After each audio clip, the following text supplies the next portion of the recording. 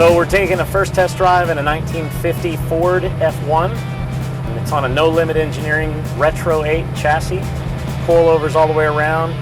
We've got a stroke 351 Windsor, 4-speed AOD, automatic transmission, and fast EFI.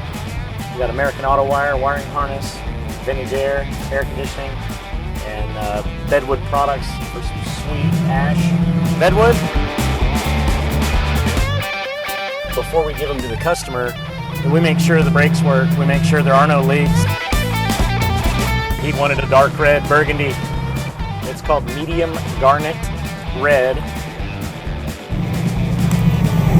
35 seconds, he's like, yep, do that one.